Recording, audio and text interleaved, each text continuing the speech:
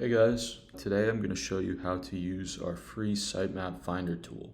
Now this tool will help you find sitemaps that already exist for different websites, and this tool is very helpful for several different reasons.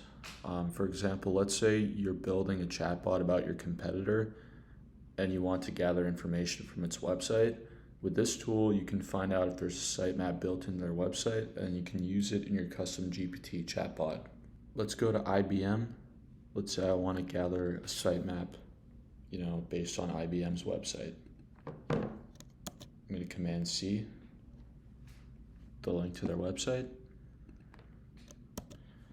put it into here, and then this tool will automatically find the sitemap for you. And here it is. You're going to go ahead and copy that, and then you can go ahead and paste it into your CustomGPT chatbot, and then you're all set.